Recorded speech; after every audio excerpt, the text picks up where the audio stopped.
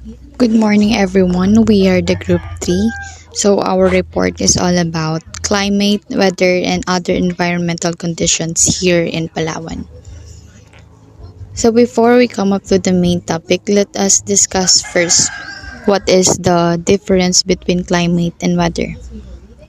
So, climate is the overall average weather in particular area over a long period of time. Well, weather is the temporary condition lang ng atmosphere natin in a certain place. So, um, the province of Palawan is one of the most safest place in the Philippines from natural disasters. The island chain, which includes El Nido and Coron, is located in western Philippines, is away from volcanic activity. So the Palawan coastal waters on the West Philippine Sea are tectonically stable. Unlike most of the country, the island is not located near any active faults. So, what is the weather climate like in Palawan? So, usually, in the country, we have two main seasons. The Palawan has a tropical climate. It is usually very warm, humid, and rainy all year around. So the Palawan climate comes in two main seasons, the dry season and the rainy season. And as you can see here is the illustration of our seasons in a year. So in the Palawan dry season, it starts in late November and ends in May for the best combination of agreeable temperature of around 27 degrees Celsius and as little as possible. The first month of dry season, maulan pa rin to. Kahit na dry season pa rin siya. Nagsistart pa rin siya ng, yes, dry season na siya pero umuulan pa rin. While the last months are usually hot and humid. So Palawan rainy season starts in June and lasts till October. Heavy rains hammer the region and tropical storms can happen at any time, especially in the northern areas of the province. So, itong dalawang season na to, each season lasts for about 6 months. So, let's talk about the average temperature here in Palawan. So, the temperature is fairly uniform for the whole province. The mean annual average temperature in Palawan can reach up to 31 degrees Celsius to 33 degrees Celsius. The warmest months with an average temperature of 27.5 degrees Celsius are on March to May. April is the hottest month in Palawan with an average temperature of 29 degrees Celsius. The coolest month with an average temperature of 25.72 degrees Celsius are on December and February. And the January month is the coldest month with an average temperature of 26 degrees Celsius. So the Palawan has two distinct prevailing winds. Siyempre same na rin to the whole country. The north is monsoon, locally known as Amihan. It affects the island of Palawan, generally sets in November to February. So this northeast monsoon or Amihan is characterized by moderate temperature, little or no rainfall, and bringing cooler and drier weather. Next is the southwest monsoon, locally known as Habagat. It generally sets from July to September. Habagat is characterized by hot and humid weather, causes heavy rains and strong winds on the islands. So there are also what they call the trade winds. It usually blow from the northwestern from December to April. This trade winds makes the waves of the sea bigger. So here's the southwest monsoon or the Habagat. The southwest monsoon brings more rains to the west coast than it does to the east.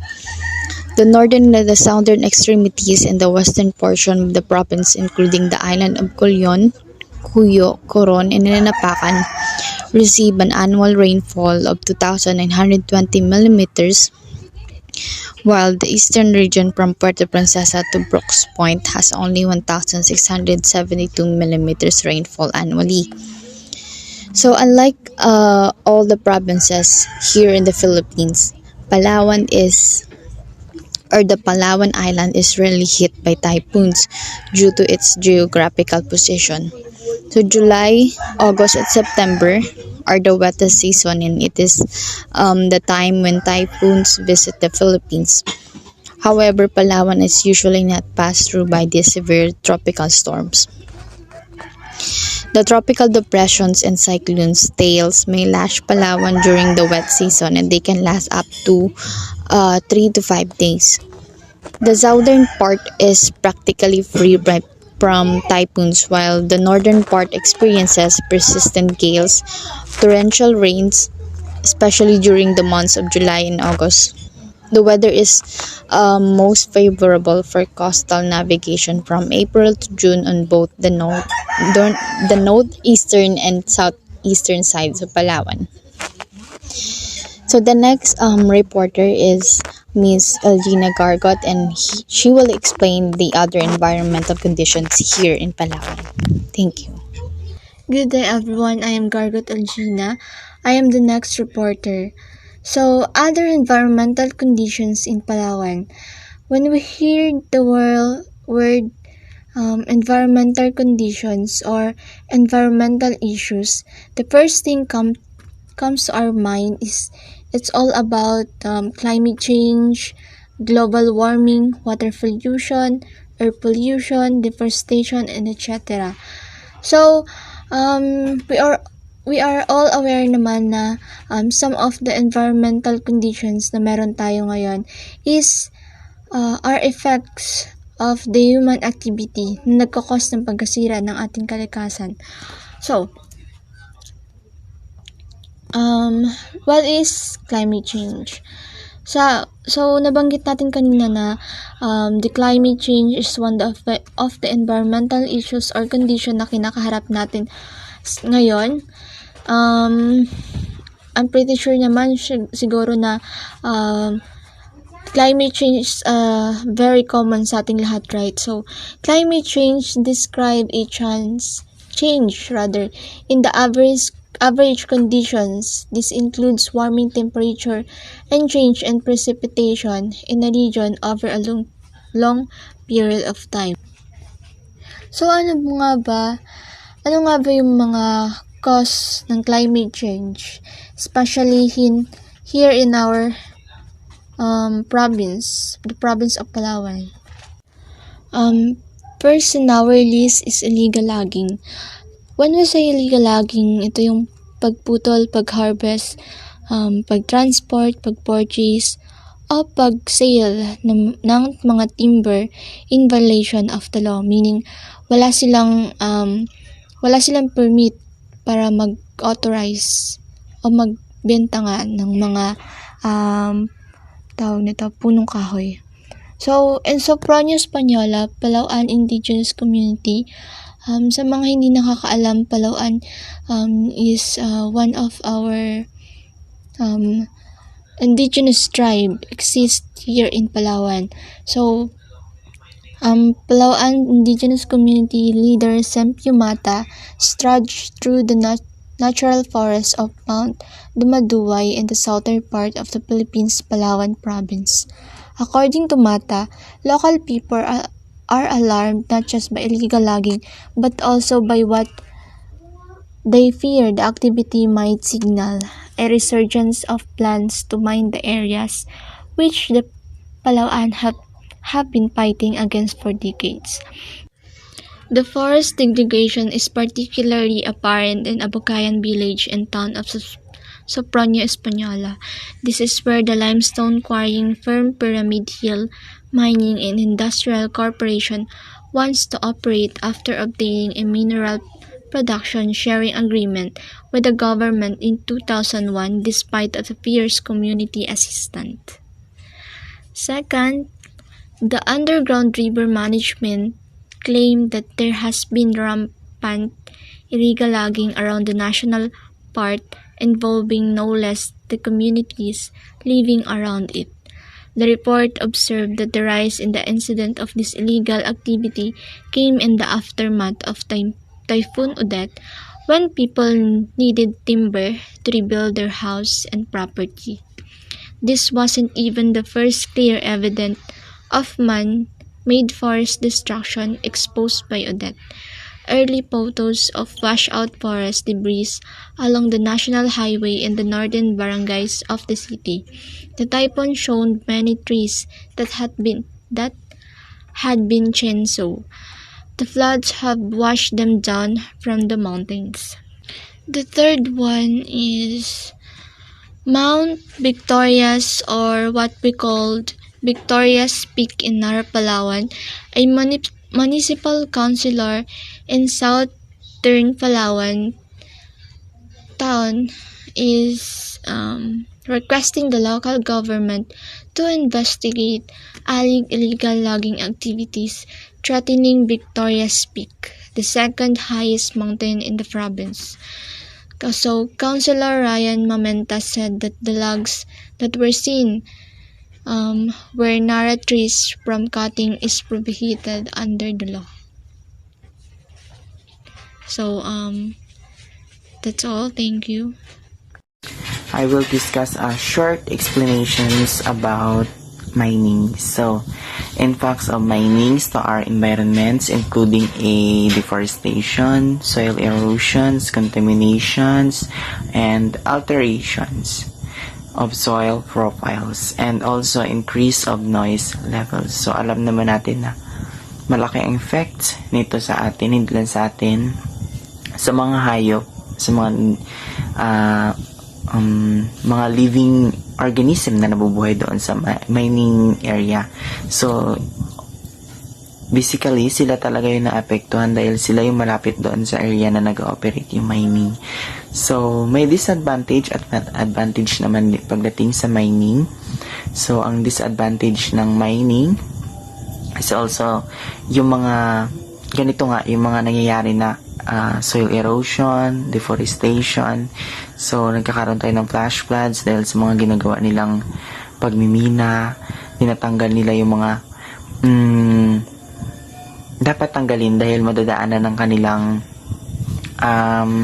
mining sector, dahil yun nga, kailangan nila ng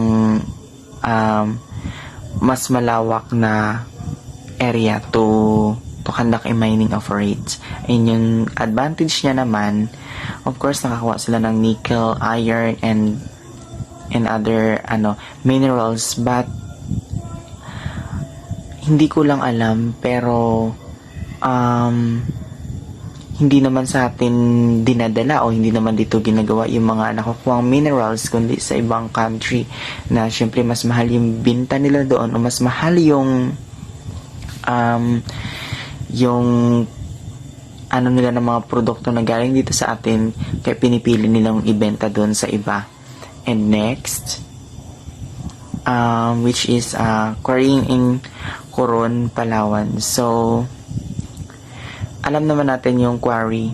Pag sinabi naman quarry, yung mga kumukuha ng mga bato sa mga ilog, kung saan isa din ito sa may malaking epekto sa environment natin, tulad na lang ng paglalim ng ilog dahil kinukuha nila yung mga rocks doon upang gawing infrastructures and seafront projects, yung mga ganun. So, naman din talaga siya, malaki rin ang epekto nito sa atin. So, next is water pollution.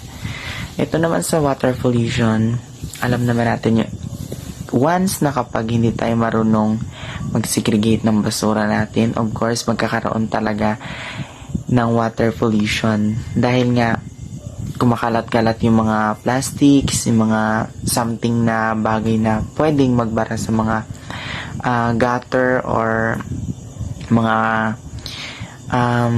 yung ilog natin, pwede niyang barahan yung mga ganon. So, ito yung sinatawag na water pollutions. Next is kaingin. When we say kaingin, mas tulad din siya ng mining, pero hindi ganon yung effect ng sa kanya. Kasi yung kaingin is sinusunog niya yung forest, so nagkakaroon ng um, slash and burn doon sa mga forest na susunugin nila. So, kalimitan nagkakaroon ng ganyang mga activity, yung mga human activity sa pagdating dito sa north, Taytay, Paterohas. Pagdating naman sa south is Aborlan, Rizal, Quezon. So, ayun yung mga kalimitang nakikitaan ng ganong human activity, which is na kaingin. So, ayun nga. So, ang kaingin talaga isa din talaga sa problema ng gobyerno dahil hindi nila ano yung tao na kailangan magsunog ng ano dahil nga wala na ring hanap buhay yung karamihan. So, pinipili nilang gumawa ng paraan. So, mali nga lang yung naisip nila na paraan na kailangan sunugin. Or, yung iba naman kasi is nagtatanim pamalit doon sa mga sinusunog nilang mga trees. So, much better kung yun ang gagawin nilang upang once na matapos na sila doon sa ginagawa nilang activity na yon o isang illegal activity, pwede naman siyang palitan ng ibang tree upang hindi naman din ganun kakalbo tignan yung ating kagubatan. So, yun lamang po. Good afternoon, classmates, and also good afternoon, ma'am. Ang aking report po is it's all about effects of climate change in Palawan, drought, water shortage. And 2019, the whole city has been placed under a water crisis alert by the Puerto Princesa City Water District after it's observed that supply is continuously decreasing below average production capacity. A warning increase seawater temperature. In the northern Palawan town of Taytay, local seaweeds farmers had noted the increase is seawater temperature that is affecting the survival, growth, and reproduction of their produce. Global climate models predict that the three municipalities, una-una po dito ay Busuanga, Coron, and Colyon. Ito po ay nagkaka-experience dito po sa Palawan. Una-una po ay higher temperatures, more that waves and summer, sea levels rise, shorter recurrence of tropical cyclones, increased frequency of flooding and drought. So, hello everyone. I am Elgin Chris Monticod and I am the next presenter and I am discussing the ways to prevent climate change. So, first, planting trees. In Puerto Princesa City, Palawan, there is a Pista E ang Kagiiban or Feast of the Forest, a unique annual festivity characterized by massive planting of forest trees. It was instituted to rehabilitate the denuded area of the city's forest lands.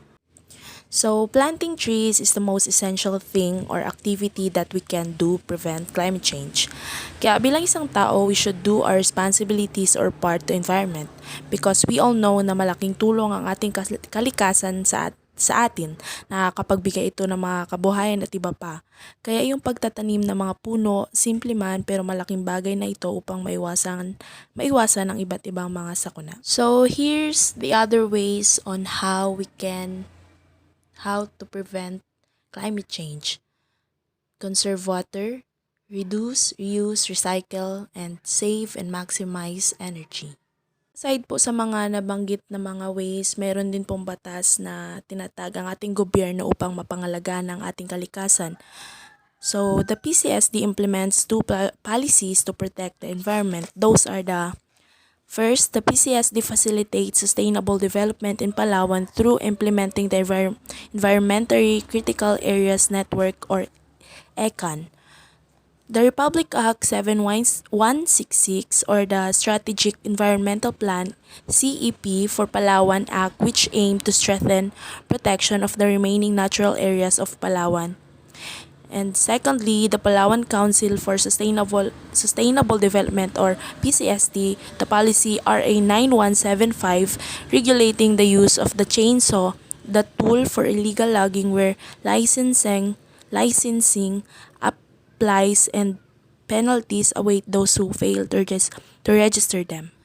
So that's it. I hope you learned something from our report. Thank you.